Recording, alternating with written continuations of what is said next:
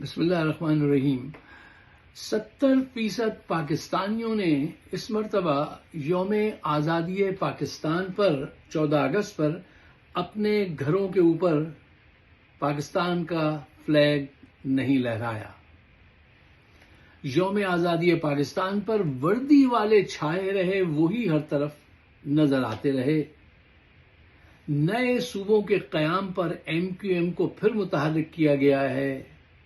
کیا M Q M کا پرانا دور، پرانی تاریخ دوبارہ دہرائی جائے گی؟ مہاجروں کے حقوق کا کیا بنے گا؟ اور یہ قصہ کیا ہے، اس پہ تفصیل سے بات کریں گے۔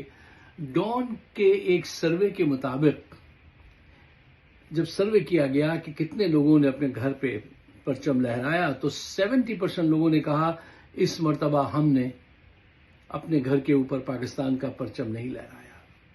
وجہ کیا ہے صاحب؟ سیدھی سی وجہ یہ ہے کہ بلوچستان اور کشمیر میں جس انداز سے لاشیں گرائی جا رہی ہیں، ایسا لگتا ہے جیسے یہ کوئی دشمن ہے۔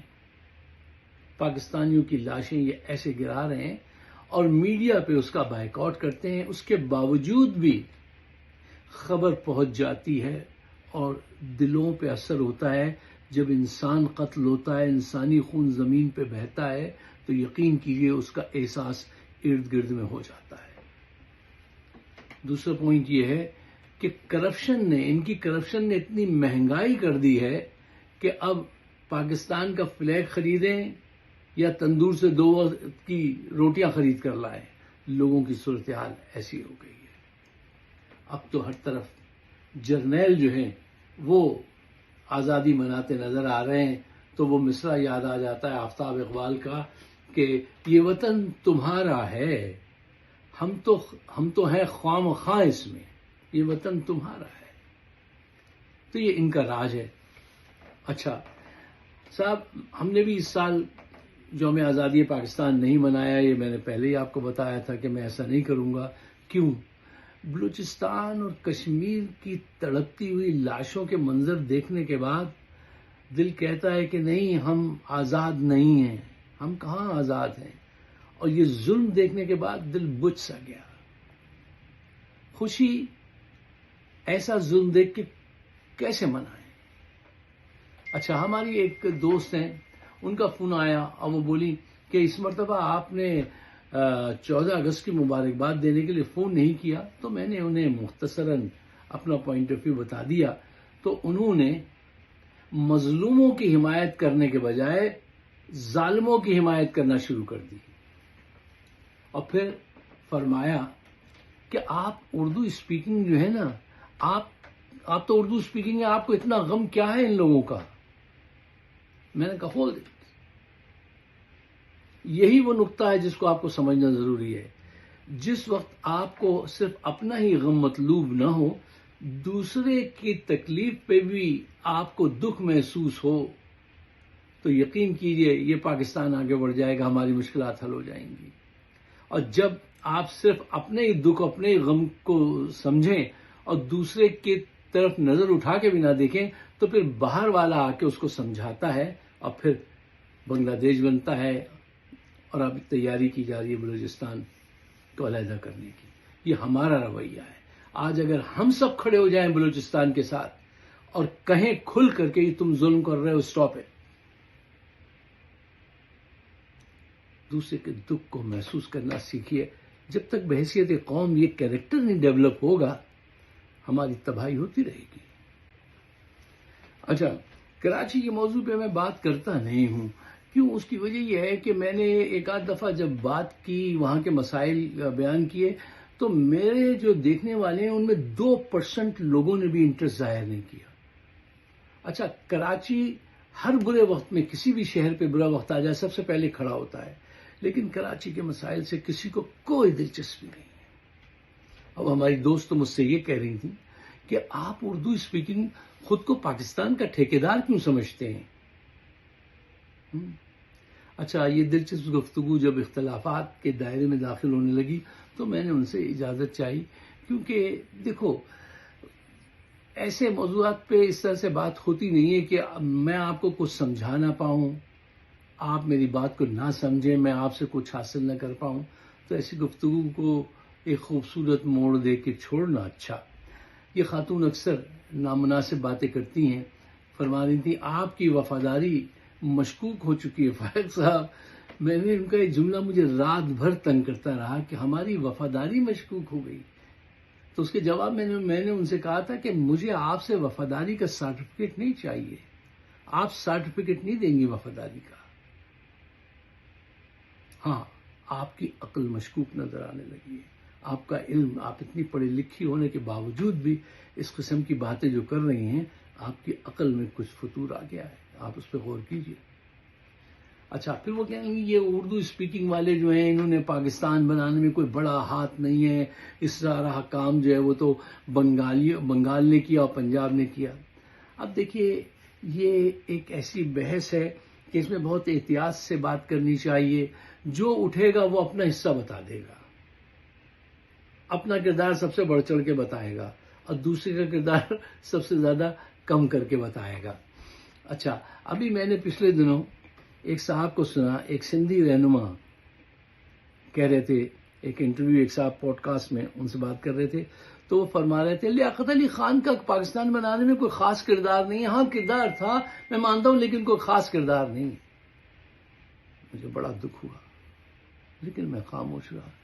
جواب نہیں دینا چاہیے، آرگومنٹ کو ملٹیپلائی نہیں کرنا چاہیے۔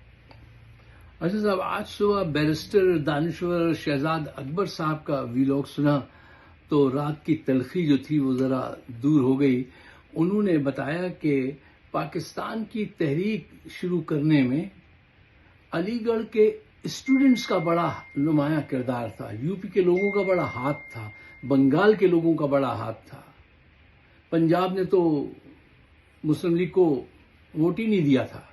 یہ ہمارا صوبہ سندھ ہے جس نے سب سے پہلے پاکستان کے حق میں قرارداد منظور کی تھی۔ یہ حقائق ہیں جو میں آپ کو بیان کر رہا ہوں۔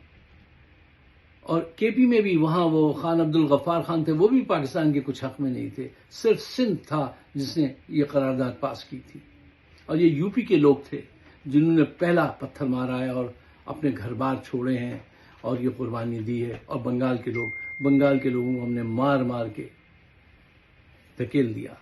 اب جو یہ اردو اسپیکنگ ہے، ہمارے ساتھ تو یہ ہو گیا ہے کہ میں تو جب کسی دوسرے کے منہ سے اپنے بزرگوں کی قربانی کا کوئی ذکر سن لوں تو بڑا خوش ہوتا ہوں، کیوں خود اپنے منہ سے کہنا ایک تو کچھ جھجک اور شرم سی رہتی ہے، کچھ سامنے والا جو ہے نا وہ اسٹیٹ آف ڈینائل میں چلا جاتا ہے، وہ ہر چیز کو ڈینائی کر کے اپنا گیت شروع کر دیتا ہے کہ نہیں ہم نہیں کیا۔ تو ایسے بات چیت سے کیا حاصل، جس میں نہ وہ کچھ سمجھ لیں نہ ہم، ہر بات کو ایک دوسرے کی کارنر کرتے رہیں، نہیں وہ گفتگو اچھی نہیں ہوتی، اس میں حصہ نہیں لینا چاہیے۔ لیکن ہاں، اتنا حق ہمارا ضرور ہے کہ ہمیں کم از کم ہمارے بزرگوں کی جو قربانیاں ہیں ان کا پھل نہ دیجیے، وہ تو ہمیں نہیں ملے گا، کوئی بات نہیں، لیکن کم از کم اس کا ذکر کر دیا کیجیے تو ذرا خوشی حاصل ہو جاتی ہے۔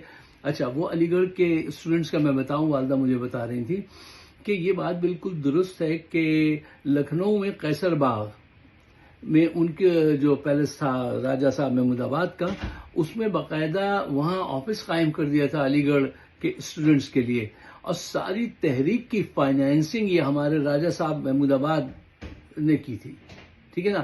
ہر موقع پہ وہ پیسہ بھی دیتے تھے، آفیسز بھی دیتے تھے اور رائے بھی دیتے تھے۔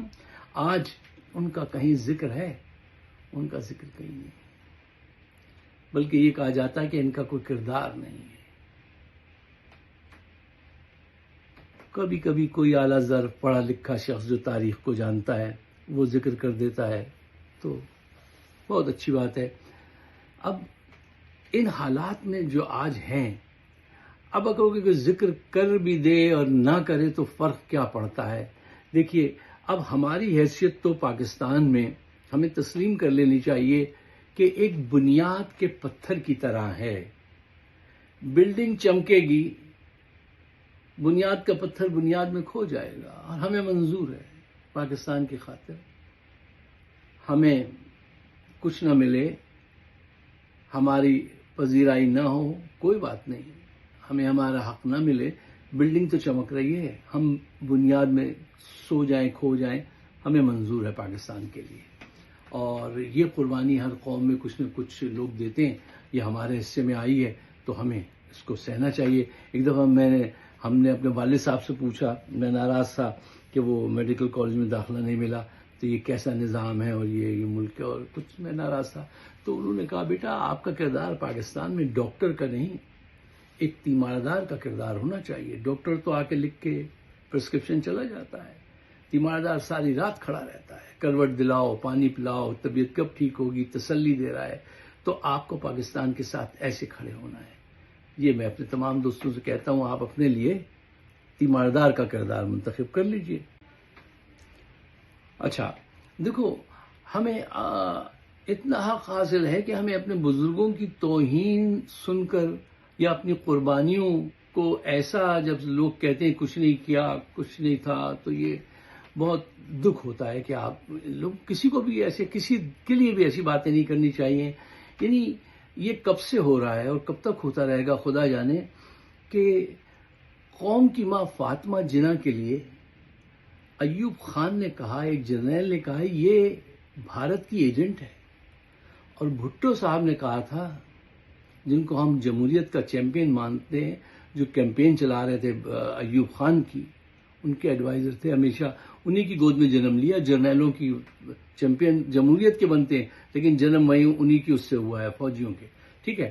اچھا، انہوں نے ایک دفعہ کہا کہ یہ شادی کیوں نہیں کرتی فاطمہ جناح کو، اس کے اپنے بھائی سے کیا ریلیشن شپ ہے. ایسی توہین کی گئی. ماں، وہ اس قوم کی ماں تھی. ماں اپنی خدمات کی کوئی رسیدیں تو رکھتی نہیں ہے، کوئی اکاؤنٹس تو نہیں رکھتی. ہاں، جب بچے بڑے ہو کے اس کو اگنور کریں تو اس کو درد بہت ہوتا ہے، دکھ بہت ہوتا ہے کہ آج ہمیں اگنور کیا گیا. ہمیں تو نہ صرف اگنور کیا جا رہا ہے بلکہ تہمات لگائی جا رہی ہیں. اب تو ایسی سی باتیں کہی جا رہی ہیں کہ لیاقت علی خان کا کوئی کردار نہیں تھا.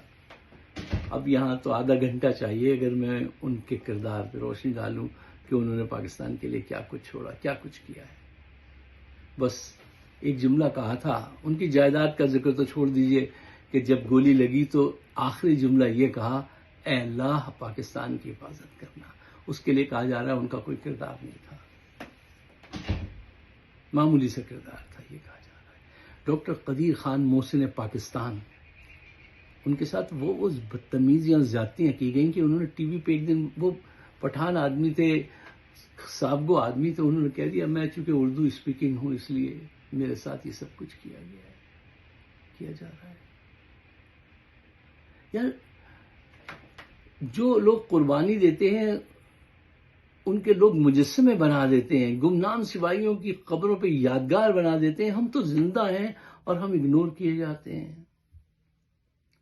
صاحب ہماری کہانی تو بڑی لمبی ہے، اس کو بس شارٹ کرتے ہیں کہ دیکھیے یو پی کے مسلمانوں نے ہر طرح کی قربانی دی. بالکل سجے ہوئے گھر، بالکل تیار اچھے گھر چھوڑ دیے، جاب چھوڑ دی، جائیداد چھوڑ دی، سب کچھ چھوڑ دیا. اور ان کو یہ علم تھا، جو سب سے بڑی بات ہے. جائیداد کو تو چھوڑیے، کوئی مسئلہ نہیں. ان کو یہ علم تھا کہ پاکستان یہاں نہیں بنے گا. پھر بھی انہوں نے کہا ہاں پاکستان کے لیے ہم تیار ہیں. خون اور آگ کا دریا ہے، اس کو عبور کر کے جانا ہے. چلے جائیں گے، چاہے بیچ میں مر جائیں، اور کتنے مر گئے، لیکن پاکستان کے لیے جائیں گے.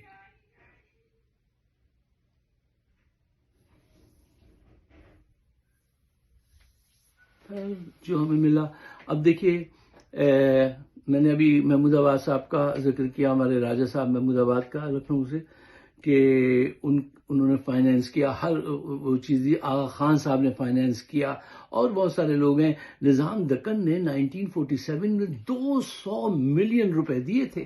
کسی کو یہ بات پتہ ہے؟ بتائی جاتی ہے. یہ وہ بزرگ تھے ہمارے، مولانا محمد علی جوہر، شوکت علی، حسرت موہانی، یہ سارے بڑے بڑے نام جو ہیں، ان کا کہیں کوئی ذکر ہے؟ کوئی کریڈٹ دیتا ہے، ان کا ذکر کرتا ہے کہ انہوں نے یہ احسانات کیے ہم پر؟ تو میں آپ کو نظام دکن کا بتا رہا تھا. پھر 1948 میں جب پاکستان کو بینک گارنٹی چاہیے تھی، بینک میں پیسے رکھوانے تھے، تو ویسٹ منسٹر بینک ہے، ابھی بھی آپ جائیے، جو بات میں آپ سے کہہ رہا ہوں اس کو سرچ کیا کیجئے پھر جا کے کہ میں نے صحیح کہا ہے غلط. Westminster bank of London اس کا نام ہے. اور رحمت اللہ، کیا نام تھا ان کا، ابراہیم رحمت اللہ نام تھا، جو پاکستان کے کمشنر تھے. ان کے نام پہ $4.06 ملین اس وقت کی رقم جو ہے نظام نے بھیجی تھی. قائد اعظم نے کہا کہ پیسے نہیں ہیں، یہ تو رکھانی پڑے گی، انٹرنیشنل بینکنگ سب کچھ سٹارٹ ہوگی. اصفہانی صاحب، ان سے قائد اعظم نے کہا یار ایئر لائن نہیں ہے. انہوں نے کہا کوئی مسئلہ نہیں ہے، یہ میری ایئر لائن لے لو. انہوں نے اپنی ایئر لائن دے دی، اورینٹ ایئر ویز اس کا نام تھا. ان کے کچھ شیئر رکھے گئے تھے پی آئی اے کے ساتھ. جب اس کا نام پی آئی اے کیا گیا، بعد میں ان کی اولادوں کو وہاں سے فارغ کر دیا گیا. یہ ساری باتیں پتہ ہیں لوگوں کو؟ نہیں پتہ ہے.